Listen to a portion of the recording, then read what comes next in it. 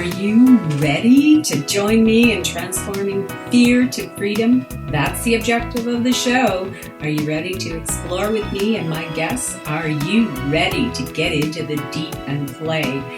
This is where it's at, and that's what it's all about. No medical advice here. Use discernment and decide for yourself if the information is right for you. All views and opinions expressed on this show belong to the individual and are not necessarily shared with the producer of the show. Want more details? Go to letsgetrealchattingwithcatherine.com. Now let's get real and have some fun. Who are we going to explore with today? Come on with me and let's get into the deep. And welcome back to Go Deep or Go Home, this series of shows on Let's Get Real, Chatting with Catherine, where we playfully go into the deep to explore life on planet Earth.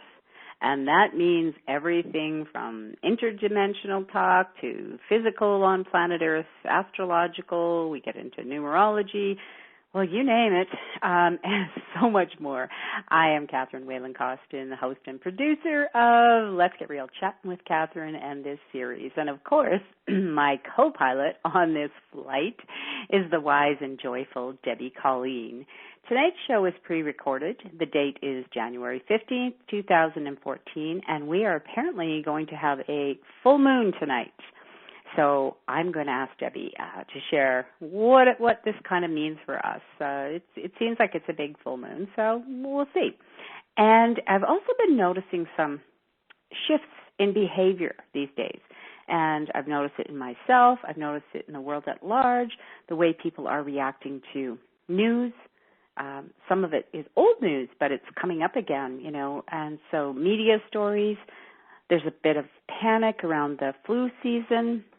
Some of it's about the vaccine, some of it's about the flu itself, some of it's about end times. There's a lot of things going on, and so I really want to explore this, and Debbie, of course, has graciously agreed to go into this tonight's topic, which is changing times, changing behavior. And perhaps this is something some people notice and others do not. I don't know. We'll be getting into this along with whatever else wants to be discussed. As per usual, I'm always curious to see where we'll go. Debbie Colleen really does not need an introduction, but if you've been following the show for sure. But if you've not, I want to tell you a little bit about her. Debbie Colleen has been using her intuitive skills for over 20 years, helping people to discover what they already knew but couldn't access. She works with people privately, in person, and distantly, too. She works with tarot cards, astrology charts, numerology grids, and a variety of other mediums, including her own starseed blueprint, which is based on the Chinese 5-element theory. And I do recommend that if you're interested in that to go back through the show listing, and you can find the where we've talked about the starseed blueprint and the Chinese 5-element theory, because it's very cool. And we also have some of that on the YouTube channel as well. Basically, Debbie uses whatever tools she has, especially her intuition, which is very, very keen. She just uses what is available to her guides and so forth, and then just depends on the needs of the seeker, really. So let's bring Debbie into this conversation and get started and get deep and get ourselves all comfortably uncomfortable and see where we go. Good evening, Debbie. How are you this evening? I'm good. How are you, Catherine? I'm great. As you can tell, I've got so much going on in my brain here. It just wants to explode. Well, that's a good place to be. One of the good places to be. They're all good, I guess. Yeah, well, hopefully we don't explode. I don't explode any light bulbs tonight. I had an experience a little while ago. You may have read it on Facebook, and some of the people listening might have, where I was sitting at my desk. I just sat down, just turned on the light. It wasn't even on for very long, and one of my overhead light bulbs exploded. So I don't know if I was having big ideas at the time, but from now on, when I hear light bulb moment, I'll remember that. Yes, for sure. Wow. Yeah. That's a little bit shocking to the system to have that explode above your head. Man. Yeah, if I had been looking up, I would have got it right in the face. Wow. Yeah, luckily I wasn't. I was typing at the time, and it was just this huge pop, and I looked, and oh my gosh, there's glass all over my desk, and I looked up, and the filament was still there, and everything was in the socket, and there was, smoke, but it was probably, the gases and whatever goes on. But anyway, I managed to get to the light switch and turn it off because I didn't know what was going on. I've never had that happen. That's unusual. Yeah, it was a kind of odd thing. Well, I can imagine every once in a while a light bulb must have a flaw in it. Yeah. That, over time weakens until you turn it on and let extra electricity going through it, the heating up, kaboom, yeah. Yeah. Well, and I think I do actually think that the shade, like they have little shades on them, and I glass, and I think it might have been too close to it just the way it's lined up. So anyway, I took them off, and it was a great catalyst to get me to clean my office. Oh, don't we love them? Oh yeah, those great catalysts. We love them. I've been saying I'm going to do this, and boom, wow, I was doing it. Oh, the light bulb heard you. Okay, so when, Catherine? That's right. If not now, when? Yeah, it was now, let me tell you. But it's kind of hard to clean up when it's nighttime and you have no light, It's like, oh, great, this is super. So, yes. Anyway. Yeah, those little pieces of glass, that's a little concerning. Yeah, it was. It's interesting. Here, the full moon in Cancer, that was a pretty yang experience you had with the light bulb, very outer and active. But I think a full moon in Cancer must be a very yin energy, because Cancer is the sign of the mother, which is the feminine in the Chinese system. Yin is very inner, very that passive, dark, inner, and so-called negative as opposed to positive, not in vibration as we would in the West call negative, but just the balance to the positive. It's in Cancer, the moon is at home in Cancer, meaning that Cancer is represented, planetary-wise by the moon. So.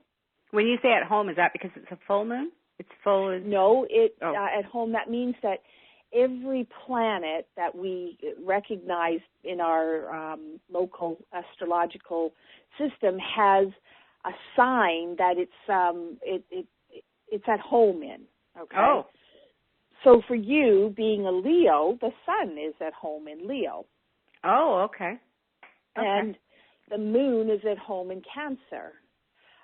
For me, as a Taurus, because there's fewer planets than there are signs, I share Venus with Libra, but also what I've also learned is that the Earth is the planet of Taurus. Oh, yeah, interesting. And then you have Capricorn. That's Saturn, and Scorpio, that's Pluto. Yeah. Interesting. I didn't know that. That's very cool. Well, just to continue this little mini lesson. Yeah, I like it. There's three movements there's three parts that move. You have in astrology there's three movements that kind of define how the astrological system works, and one of them is the Earth going around the Sun, and then the star cluster constellation that is kind of behind us in space, opposite the Sun, is the sign that we're in. So these are all the constellations that are basically around the equator of the Earth. As the Earth goes around the Sun, they're behind us. And so that's how we get our signs. And then we have the planets that also move around the Sun. That's the other set of movements. And that includes the moon that goes around the Earth, and also, of course, the Sun itself. And then we also have the movement of the Earth spinning on its axis. So that's a 24-hour movement. And those that means that we have what we call the houses. So we have planets, signs, and houses. And houses have to do with how the Earth is as it spins around on its axis in which I guess you could say constellation is on the western horizon at that time as the Earth spins. And all of those things are factored in when at the moment of our birth, right? That's right. So that's right. why. So you talk about your ascendant. That's the Earth spinning on its axis. Mm-hmm. And so those houses are numbered 1 to 12. But just like every planet has a home in a sign, every planet and sign are also associated with a house. Mm. So they all have correspondences. So while they're not all exactly the same meaning, they have relative meanings that are very highlighted when they're, you have that Cancer and full moon relationship. Okay, so I'm going to just throw this right out there right now. With the changes from a very energetic point of view, with the changes that many people are aware of, some not, but many are aware of, that Earth is now in the fifth dimension, Mm-hmm. So does that change, energetic change, vibrational change, is what we're kind of talking about, does it change these astrological, because if the Earth changes, I'm thinking these other things, changes vibration, moves into a higher vibration dimension, does that have, how does that affect the astrology? I would say it probably intensifies everything. But, changing our vibration, raising our vibration, that is really, that just means we're vibrating faster. All the parts of our energy field, all the particles that make us up, they have a rate of vibration. I guess I'm not a real scientist, so. Not a real one. The vibration Okay. just means that they're moving faster, which means heating up. That's like boiling water.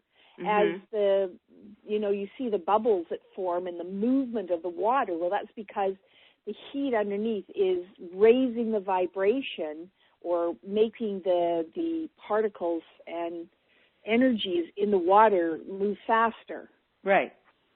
So all it means is we're doing that. So what that does is it intensifies. You intensify the movement. You intensify the experience.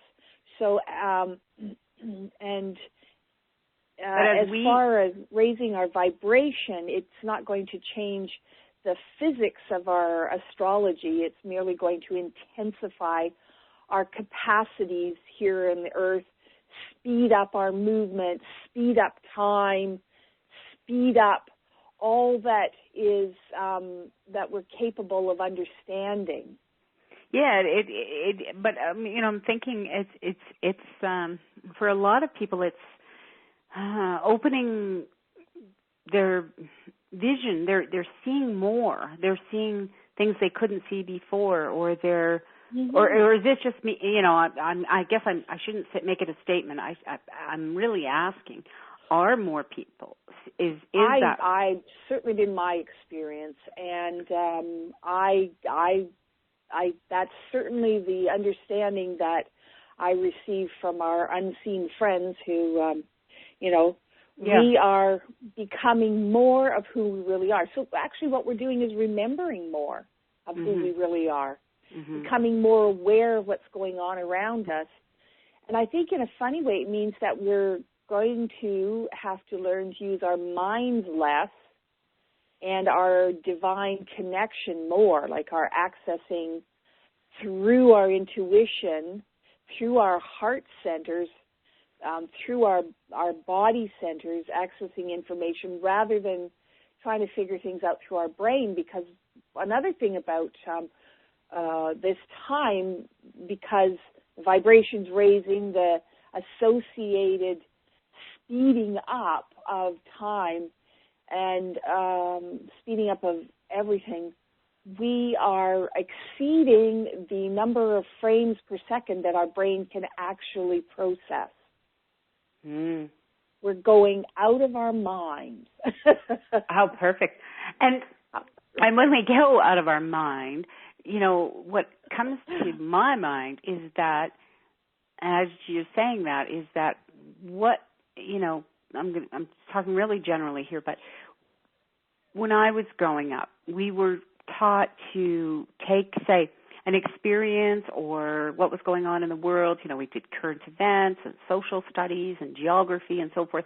So we were meant to take the information given to us, process it in our mind, and come to some kinds of what would be considered logical, common sense,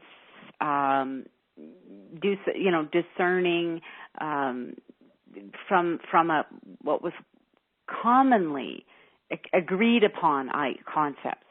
Whereas going out of our minds is to me feels like, okay, now if I look at that same social studies, what's going on geographically and so forth, but I'm looking at it from a more open mind, almost more, I don't want to say critical, but it feels like it is in a way, because there's this more, there's more than what has been on. It feels like the words want to come to me is that before we were doing something rather superficial, and now we're doing something more expansive.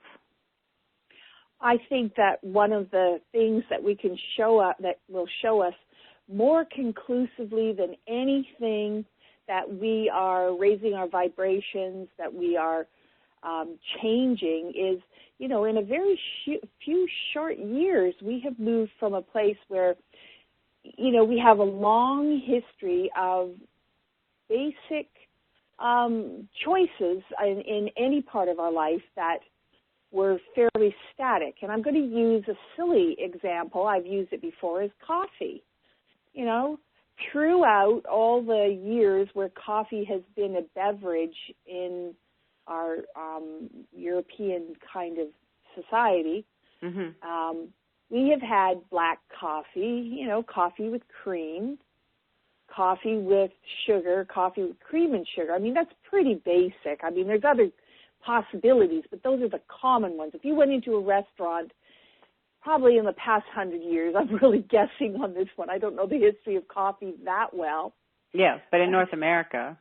In North America, you could get coffee black, coffee with cream, coffee with sugar, coffee with cream and sugar. That's what they would give you when they gave you a cup of coffee. Yeah, those now, are your choices. Yeah. You can go into Starbucks, and what was I just reading somewhere? I just read this, that with all the possibilities and choices in coffee beverages, it's like you have 57,000 choices.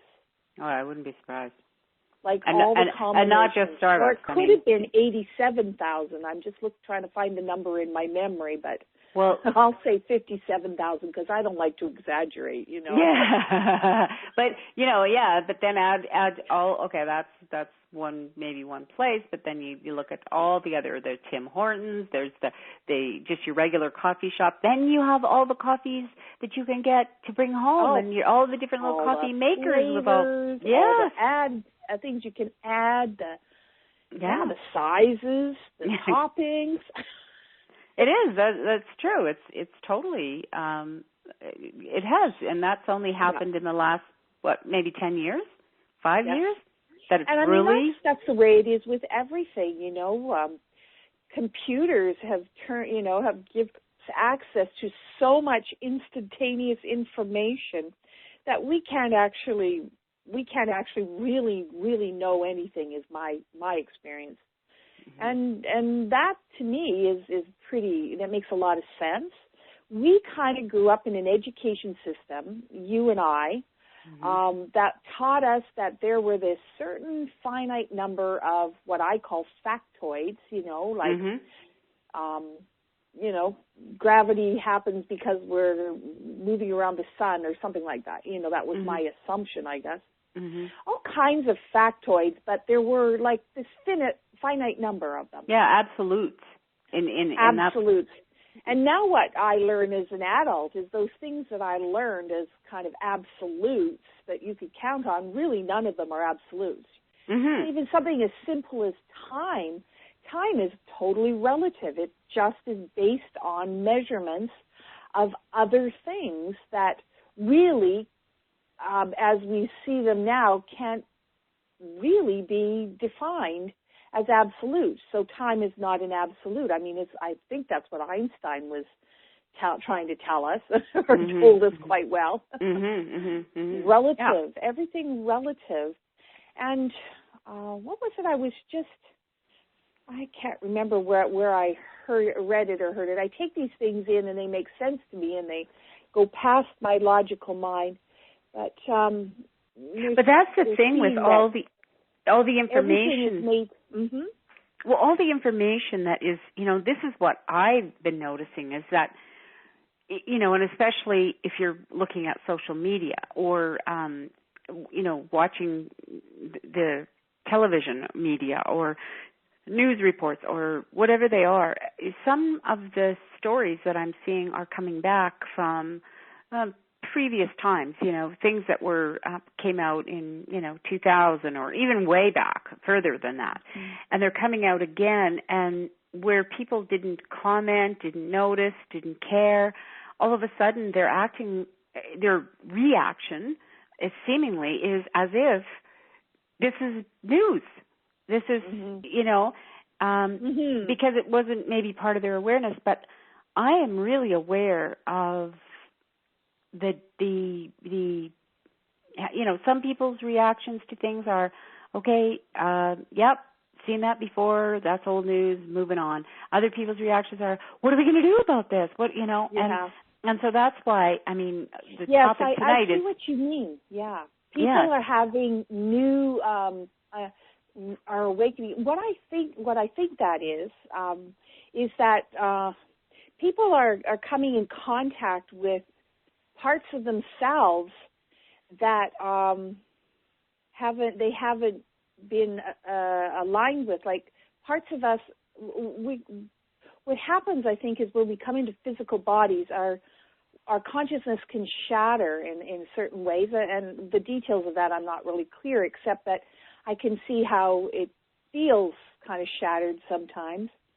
And as we raise in vibration, we realign, we take in and we reconnect with parts of our bigger self. And so we have access to much more of our capacity. And some of these parts of ourselves are kind of practiced in other ways of being, like opening us up, people finding they have new capacities. We have a lot of people waking up to a lot of metaphysical capacities, psychic abilities that they didn't have before. They weren't like there have always been families where you knew, okay, the mother was psychic, the daughter is, the great grandmother was called a witch, the one before that was burned at the stake, whatever. So it was son of the seventh son, yes. Yeah, well, and it was sort of considered that, in that family it's a genetic thing. And so people who knew that family or whatever didn't think it was odd that their child was psychic. But then you have the, other families where nobody else seemed to have it and somebody had it. And, like my generation and older than us, when that happened, those kids were really ridiculed. There was a lot of... sometimes ridiculed, sometimes not. Yeah, sometimes. A lot of cultures just really accept that, Yes, some do, but there are, in my travels and some of the people I have talked to who are, I'm going to say again, North American, it wasn't always that way and they'd shut down. But now it feels like there's a whole lot of people, not just we've heard about the crystal children and the indigos and that labels. Okay, that people were going, oh, okay, so a lot of these kids are more awake, aware, maybe have some of their psychic gifts available, but there's people that are my age and like when I say that, I mean like in their 30s. I'm just kidding. Good one, Catherine. I'll go with that one. That was just a little fun. Okay, so let's say I'm saying people who are over 30. There are a lot of people that are starting to go, I didn't know that I had this ability, and now all of a sudden I'm this experience is happening to me. Or they even start seeking. Something causes them to start looking at it. So is it as we vibrate, as we raise our vibration and become more conscious, we have more conscious room. It's like our computers are being upgraded all the time, so we have more memory, more capacity, more speed, and we can take in more ideas to interconnect and so we can become conscious of much more. We can actually be awake to much more. And also, I believe this what works for me is that we become more closely in contact with our eternal selves.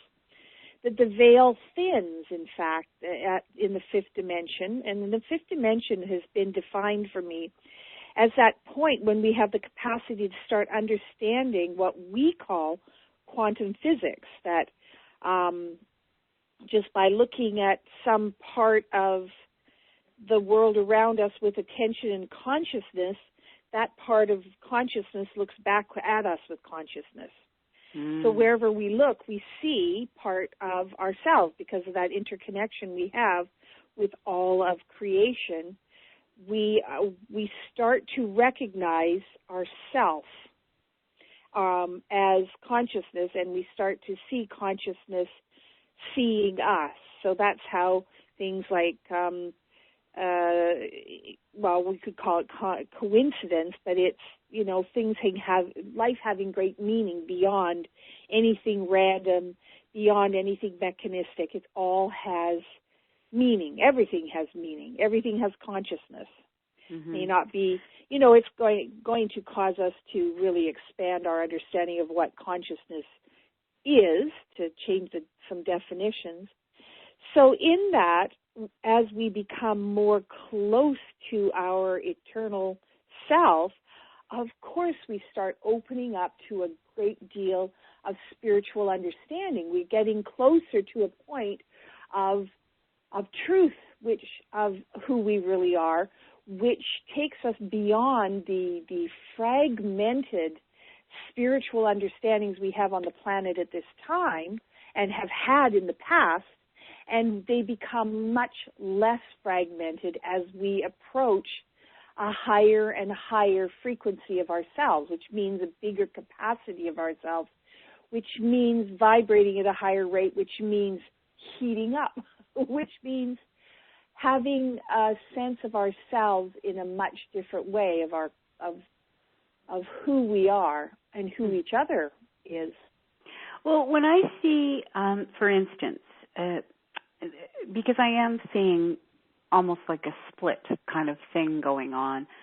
So we see people who have been on their, aware of their spiritual journey. I mean, we're all on one, but some people are way more, they're consciously pursuing it, trying to learn more, to expand, to open up. And other people they're not seemingly following any particular quest to know more, to whatever. So as, say, someone who has come to this point and they are going, okay, I get it, we're in the fifth dimension and I'm much more aware of who I am and that I'm spirit having this physical experience and, maybe even have the understanding that none of this is real. These are some of the things that have come up. So then you see something on the news or in the media and it's what's going on in the physical, practical reality. And I'm just going to throw out a bunch of stuff here. There's, tainted food being manipulated, our water supply being threatened, our air supply being threatened, our not being willing to embrace maybe a change of any kind, like embracing free energy or, different types of energy sources.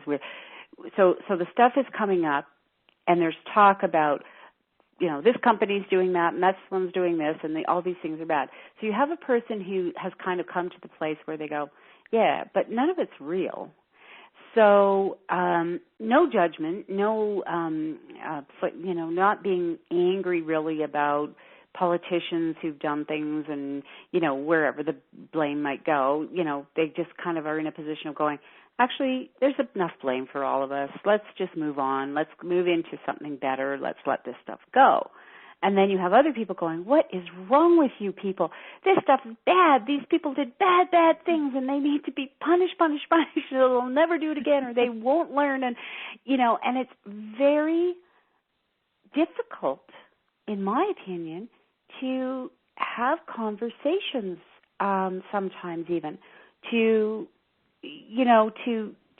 be aware of something going on the planet that may not be healthy for the planet or for us as a species, and not engage in what I'm going to call debate, because from my experience, I'm just going to say, in my political experience, in my personal life, when you get into debates with people, nobody ever wins. I don't care if you so-called won the debate. You do not win. Nothing gets won in that. But discussion is different. Discussion and exploration is different, because you're putting things out there and you're saying, what do you think about this? And, there isn't a kind of an arrogance that in discussion, in my experience, I suppose there could be, but that people, that I'm right. Like when I'm having this exploration with you, Debbie, I'm not saying, I know this to be true. I'm saying, what do you think about this? Which is a whole different thing than debate. And I notice that there's a lot of people that really want to get into debate for whatever reason. And then there's other people that they're not saying anything. Well, there's a few comments about that sort of talking around the subject, kind of to. I keep thinking of Maslow's hierarchy, that triangle where at the very bottom is all the survival needs, and this planet Earth has been in that survival energy since time. I mean, we're always all the time. Even like today, I was having this sensation of, oh my goodness, I have to do X, Y, and Z to get food on the table, kind of thing. We are very taught to live in a survival context, but Maslow's hierarchy is of people, moving up and out of survival and into the highest point of the triangle, which is much smaller than the lowest survival level, and that's self-actualization, I believe, is what he calls it. And just kind of making very general comments is that when we're in that survival energy, the interesting part for me is that people tend to seem to have a belief that, because so many people are in that band, that lower part of the triangle, that there's this common understanding of how the world works. That in that survival understanding, it's like you got to work, you got to, it's dog eat dog out there. It's, we've got to control people because they basically have these bad impulses, got to punish people. There's right and there's wrong. And even down to the very specifics of what individuals believe, it seems to me from my experience that most people have a sense that what they believe is right, that other people believe is right as well. But in practice, I find that's not true at all. In fact, I've heard it said that the thing that makes us angry the most angry that you can have is when we discover that someone we have assumed has the same interpretation of right and wrong as we have in some minor or major detail has actually a different interpretation, maybe the same words, but a different interpretation that can infuriate us. Mm-hmm. And that, I think, is the common sense of how that works at that lower level of survival. And so debate and experiences like that seem to make sense when we're in that survival understanding. And yet, when you move up through that triangle, that I want to say this before you go on with that, for the listeners. If you aren't familiar with Maslow's theory, it's his hierarchy of evolution, and do a Google search, and you'll see the triangle that Debbie's talking about, and you'll see how that because just to go into it all in detail here is kind of redundant, really, but it is important to, when you look at that. You can really get a better understanding of and it makes sense if you're totally... Maslow's hierarchy. It's right. A fairly well-known explanation of, and as all explanations of human beings, it has its truth and its non-truth. But it's just a representation of possibility.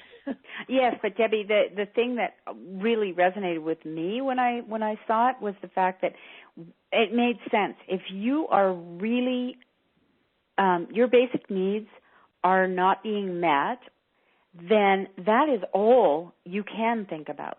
Like if you can't get air, all you're going to do is be saying, I have to, how can I get air? That's all. You can't ask a person who's trying to breathe to figure out something else.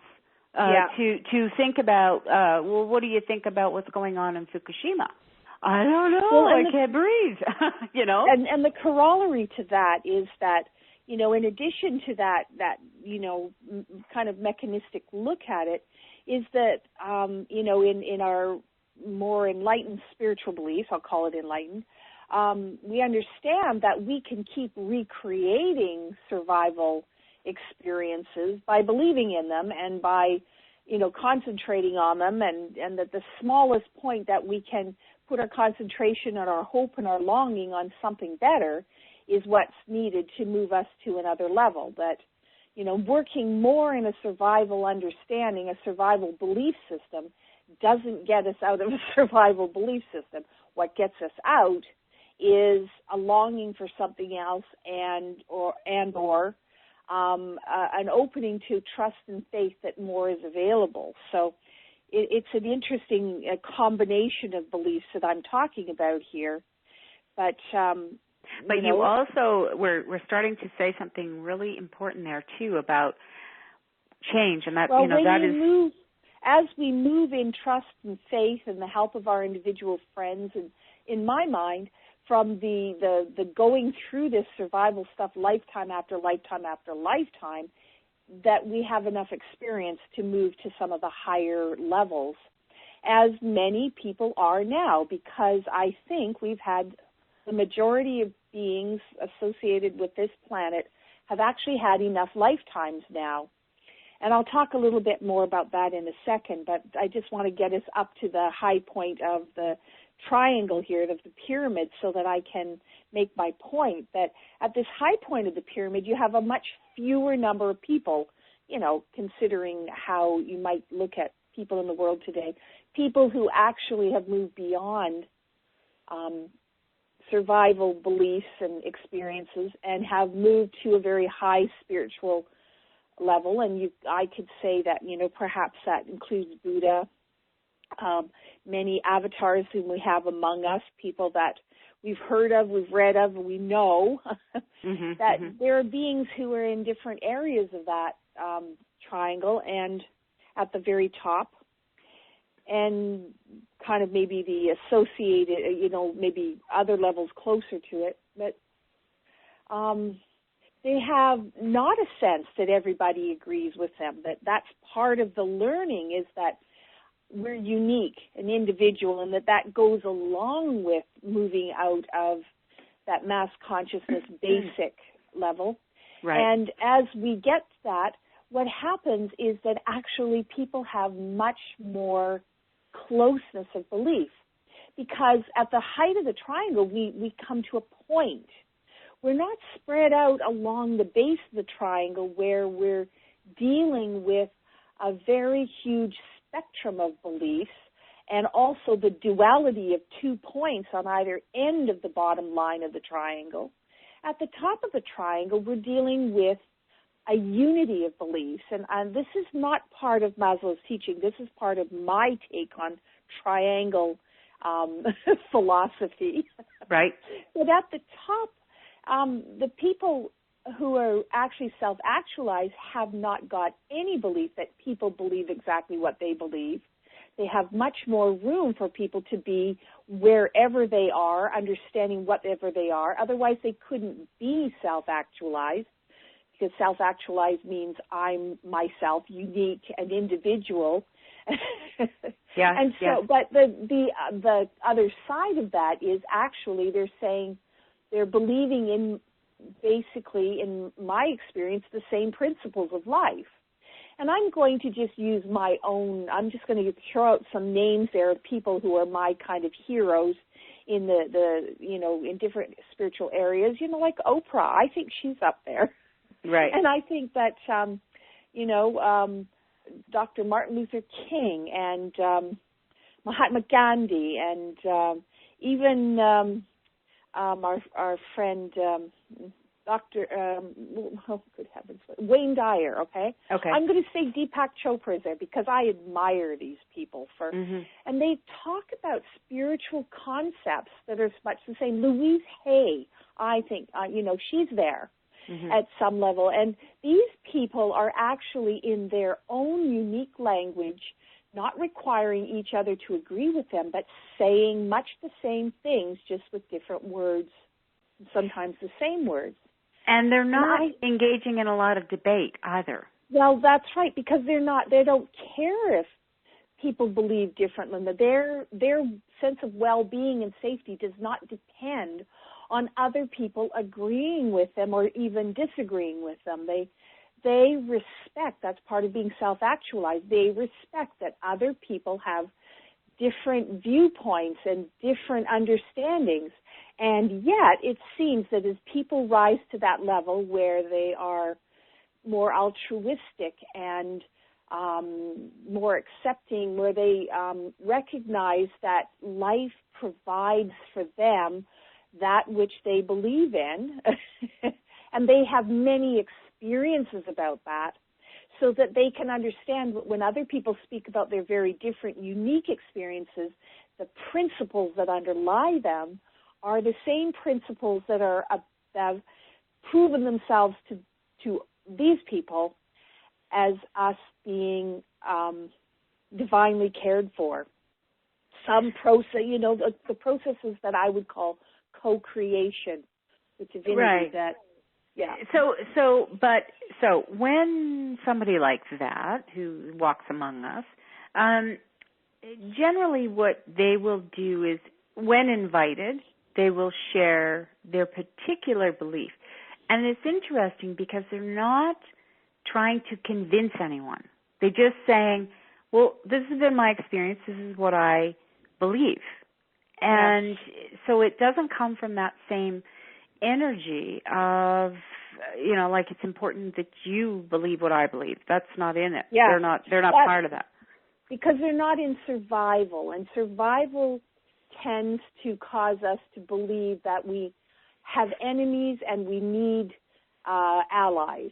Because isn't that what survival is about, That we're all fighting over the same small number of choices, coffee with cream or sugar or black. Yeah, when there's actually 57,000 choices we can have and have a different experience of it. And also, we each, even if we had the exact same kind, we would experience it differently according to our own body, our own physiology, our own physicalness.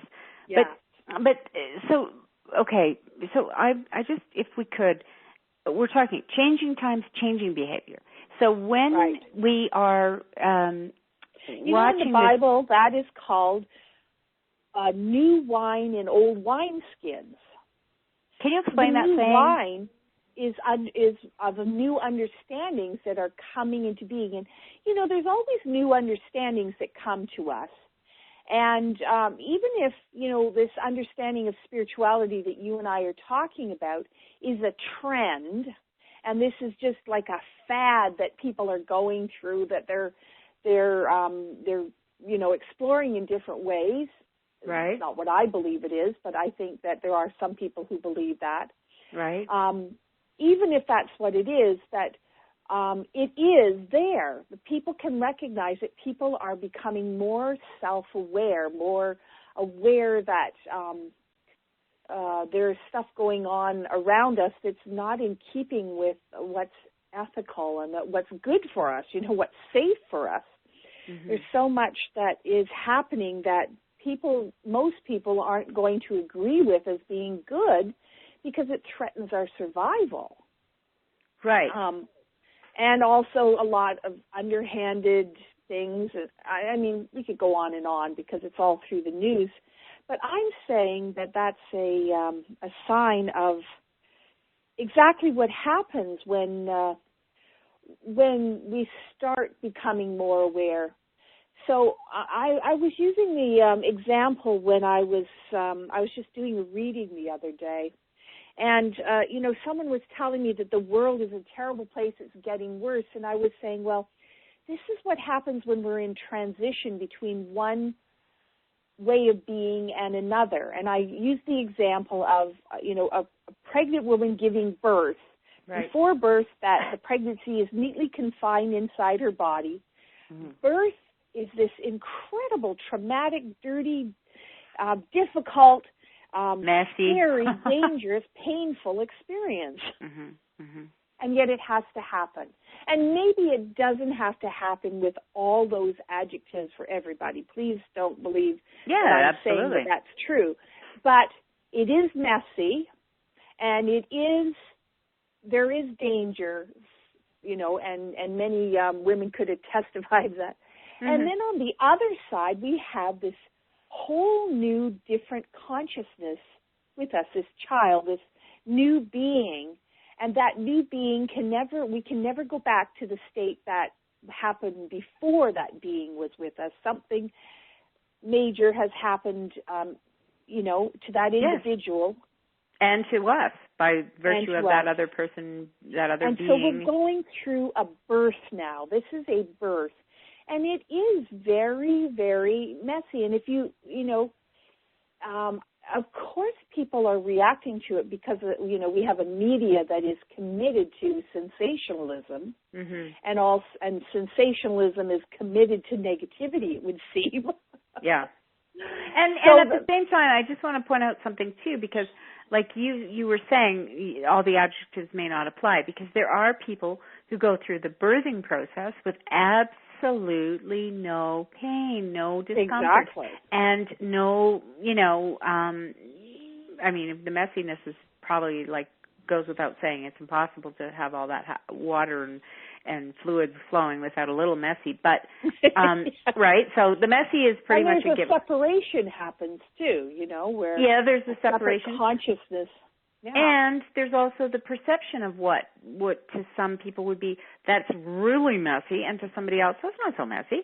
I've seen worse. Mm-hmm. And we have the same thing, different perceptions with our evolution, our awakening, our when we see the news.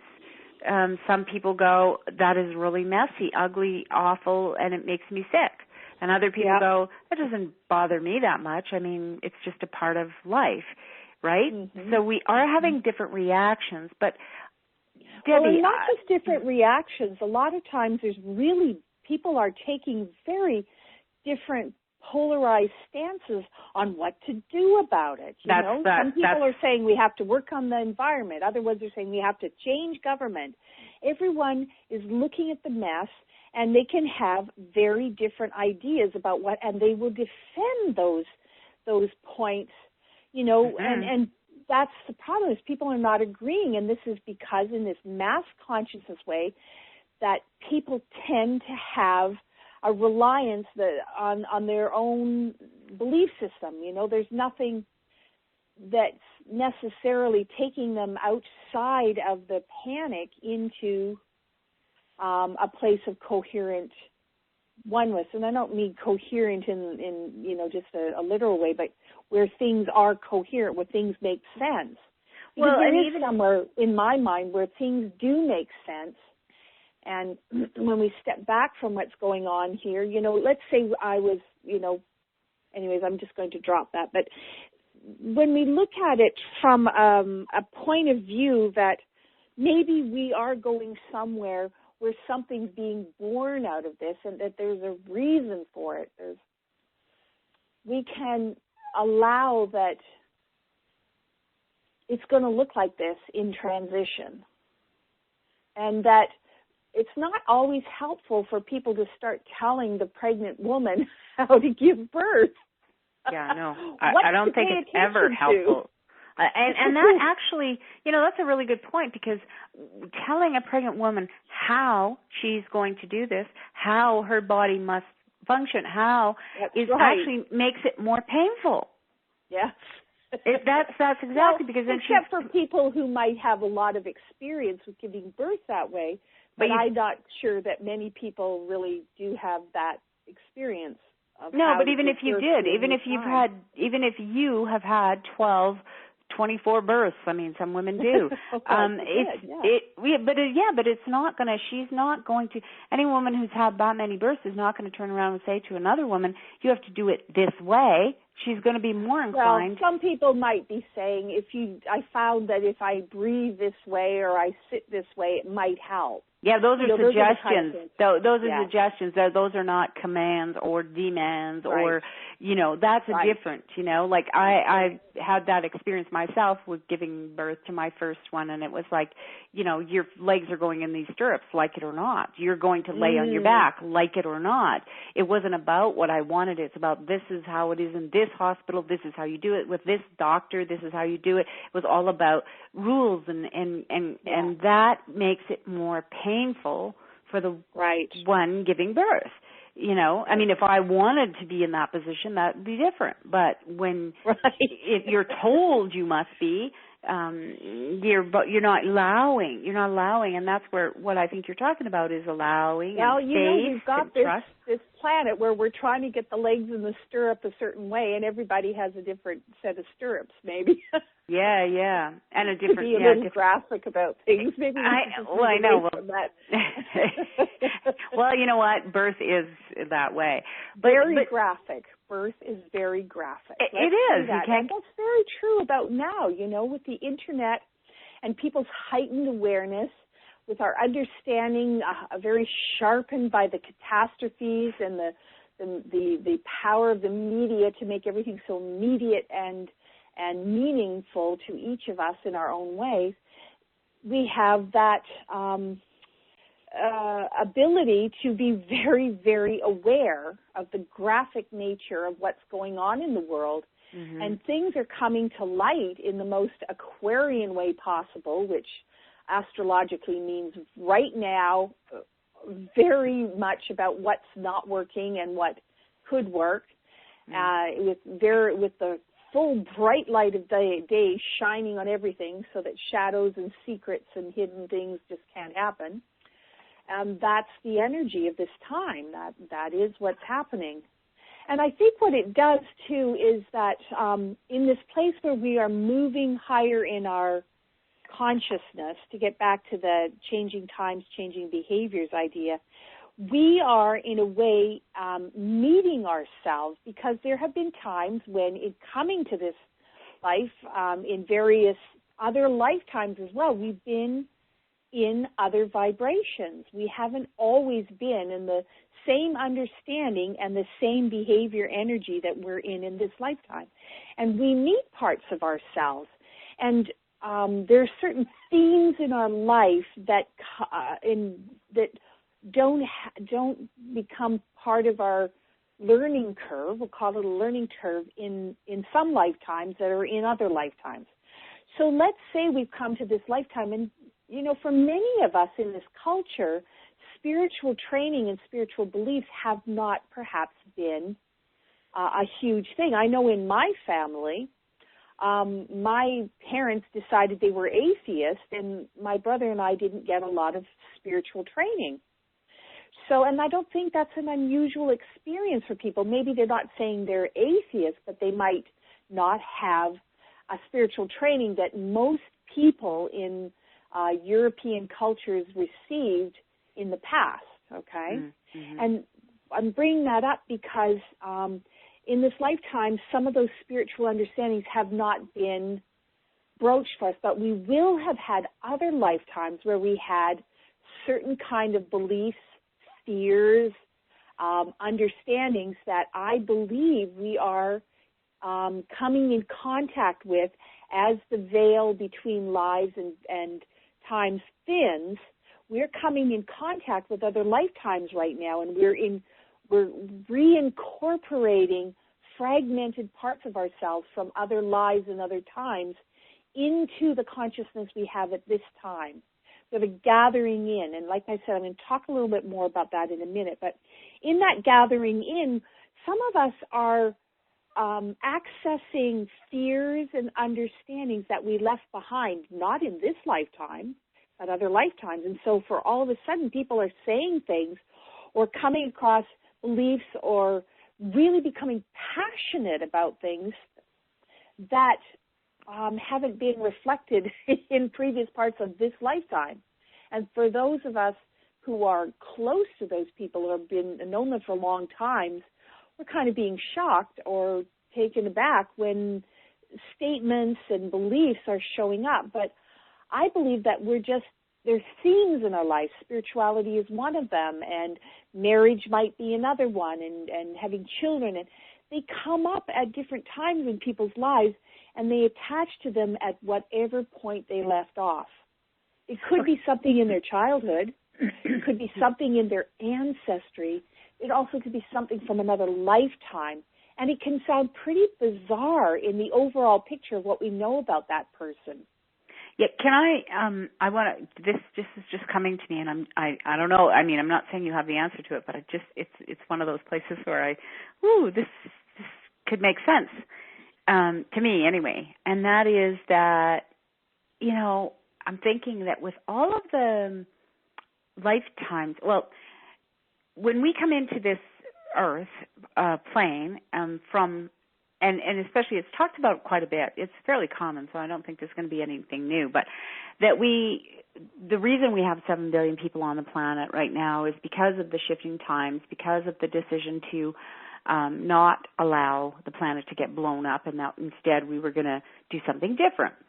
And so I'm wondering, when you said, both your parents were atheists, is it possible that because of where we were at in our evolution and some of the very strong religious practices, maybe from past generations, like you said, a lot of, in North America, we came from the European continents, and now we have a lot more people from various places in the world, but initially it was the European influence, and even in Canada, we had particularly the Protestants and the Catholics. That was kind of it for a long time. And so I'm wondering if this concept and ideals of being an atheist from maybe past life experience that had a bad experience, or even maybe not even that, but maybe an idea that, okay, if we're going to change this, we're going to want these children to be like a clean slate so that they can move into this new kind of time without all of the man-made religious rules. And I mean, if you're gonna, well, actually, if you were to ask my mother, that's exactly what she would say, that she chose to call herself atheist, because she did not believe that the kind of religion she learned from her family, which was Anglican, was, she found it hypocritical. Mm-hmm. And so she decided that the opposite belief to that was atheism, that because there was hypocrisy, there was, things going on where people were, the Bible seemed to contradict itself, and, And people weren't practicing what they preached, and that was a lot of people, because the teachings were not compassionate and didn't take into account certain freedom, and then also the relationships between how men and women were supposed to behave with each other. Mm-hmm. My mother just roundly rejected that. Mm-hmm. Mm-hmm. And so all of those different things together about how the religion, and just like you're saying, how it didn't fit, mm-hmm. For the new birth, the new coming of mankind, then there's, she just rejected it. And for her, it made sense to go from one extreme of belief, total belief, to the other extreme of total disbelief. That's how my family works. but it makes sense to me as I'm thinking about it, because in the 60s, the church, traditional religious attendance and in families was, it was pretty common. It was more common than not common. It's the reason why we had a lot of, businesses weren't open on Sundays, and all those kinds of things came from that. And then all of a sudden we shifted, I'm going to say, somewhere in the 70s perhaps, where a lot, attendance was down. People are starting to go, no, I'm not going to raise my children in any religion. I'm going to let them choose. All of these things that on the surface just look like a trend. Made in very unique and individual ways.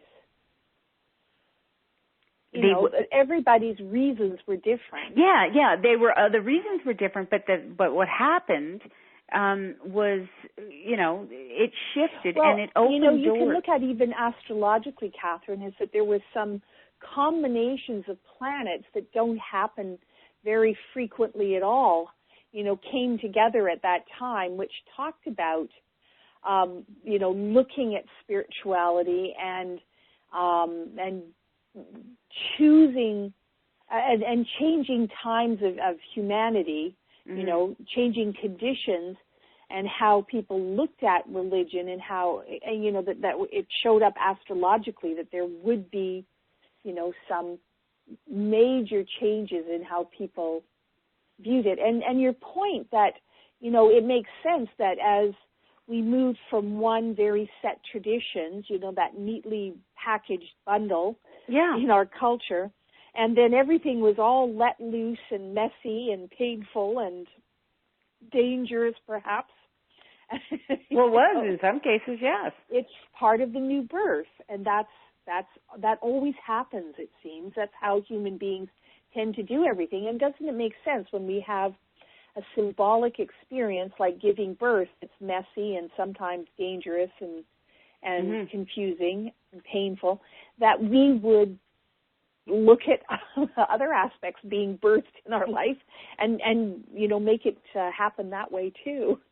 Yeah, exactly. And that's what I'm thinking is, well, like, hindsight's always 20/20, and when I see, this is from my point of view, but when I see what seems to be going on in the world, it would seem to make sense that so many people would come in with a kind of a life plan, or if you will, or whatever it might be, where they were going to, no, I'm not going to have those beliefs, because... Well, and the energies that are prevalent at the time, and astrology really can predict those things, not as, we decide this is going to happen, the angels have decided, but the combinations of the actual physical movements between the constellations, planets, et cetera, there's actually energies that in combination create these huge transitional changes, and they're predicted quite well by the various astrological aspects that happen over time with with regularity. Right. But so when we're seeing, because I just think that's a very cool way to kind of look at it. I'm not saying it's 100% right, and I'm not asking any of our listeners to accept. That's the point of this exploration, and that's why we're doing this as a separate series, Go Deep or Go Home, because it's fun to say what if and what about this, and because you do have such a great understanding of all of these different concepts, astrology, numerology, and all of that, that I want to explore it because I do see what's happening here, and I do find that for myself, I'm not interested in debating anybody anymore. I have nothing to prove anymore. I'm not feeling that, but what I do feel is empathy and concern, and I don't want to say, don't worry your pretty little head. I don't want to say, things that are... So the next part that comes after that is when we have change, the way of the grand scale we're having now, and all these old issues are brought up, people may change their belief, but they don't change right away their behaviors. Right. So every time we come to a personal transition in our world, or as this kind of global transition we're going through, what we see is we talk about changing times, changing behaviors. The behavior has a lag. And what doesn't work is that if the behaviors are not really helpful behaviors, like if they're behaviors of going into panic over change, behaviors of blaming in those stressful times, those behaviors can cause kind of a lot of stress on the culture, stress on the people. And when so many people are going through these big changes, there's a lot of stress going on. And we're seeing some pretty interesting behaviors as people try to move into new beliefs in old ways. So we see people trying to create peace through war, because they're looking at a belief system of peace, and so they're reaching out to everyone and building up armies. Let's all act this way, or and so people can be very strident in the fear and the pain and the perception of danger that these transitional times give us. Yes. And so that's the new wine in old wineskins that the Bible talks about, that we have new belief systems come first very often, and then it takes a while for the behaviors to change. But so I'm going to ask you, Debbie, with your wisdom and the guides as well, because I feel like this is really, well, let's put it this way. It's important to me to have a understanding that, say, okay, I don't want to go to war, and by that I mean I don't want to debate. Debate is a kind of war too. So I'm not interested in that, and I do want to be as helpful to others and compassionate, and I'm asking for some kind of... Let's talk about the difference between debate and discussion, for instance. So in debate, this is a concept that I would personally equate to that survival level of understanding. And in the survival level of understanding, there's not enough to go around and we got to fight for it. And that's being right, too. There's not enough of being right that goes around. So we have to fight for who's going to be right. And so this whole system of debate has been brought up, has been created to bring out all the different points of view, but yet, in the end, choose the one that is the right one. And oftentimes it's, maybe not the best points, but the best delivery, which has to do with behavior.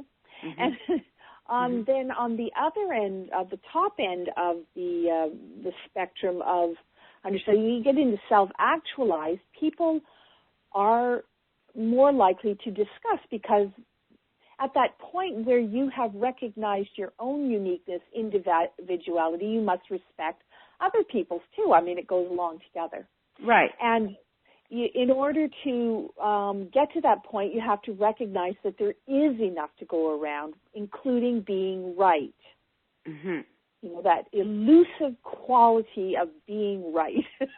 And being right ends up that at those higher levels of self-actualization, that when people start recognizing themselves as unique individuals who are part of one energy, rather than the common survival one where we're all beasts in the forest fighting over the food source, and that there is no, you know, we're all separate, different, and, you know, bloodthirsty.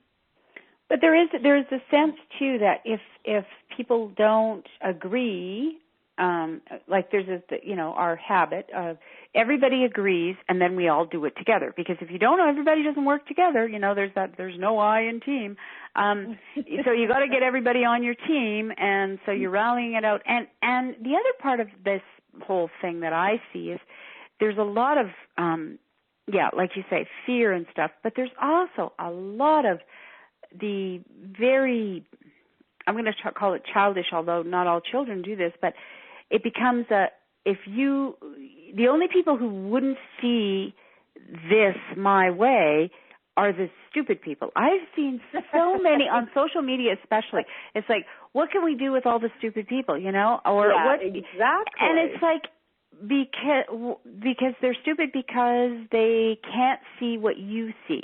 And yet, maybe what you see... And when you become self-actualized, using that funny word, people recognize that everyone is here in their own unique way, because why would divinity create everybody out of the same template? Waste of time and effort, you know? And why would there be anybody that, just because they have an idea that you don't agree with, why does that make them stupid? Yeah, exactly. Like, it's such a... And the thing about mass consciousness at that survival level is that it's underlaid by fear.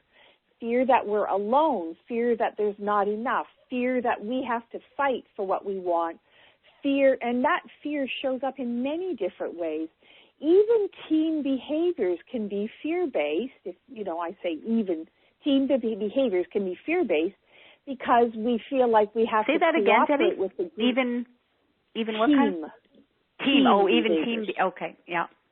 They can, and I'm going to take the word even up front. Team behaviors can be fear-based because we can group together in teams to maximize our power. You know, we're leveraging that. There's safety in numbers. What is that? There's safety in numbers. That's a fear-based statement. Exactly.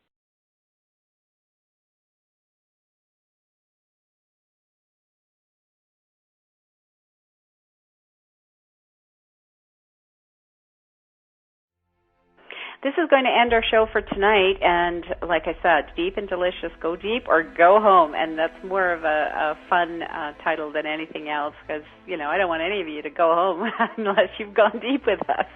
Oh, my gosh. For information on all my shows, the replays, future guests, please go to letsgetrealchatwithcatherine.com. Check out the daily inspiration from Catherine's Kaleidoscope. There's a link right on the show page. Feel free to explore, share. I just love it when people share, and I love the comments. And you can look for me on Facebook as well, where we have more discussions. Wasn't that amazing? Thank you to my guests for sharing with us today. Thank you for watching. Feel free to share the link. You can join us for live shows by going to letsgetrealchatwithcatherine.com and listen to the replays from the show page, preview guests, and explore links to our Facebook fan page, WordPress blog, and more. We are creating an exquisite world. Until next time, take care.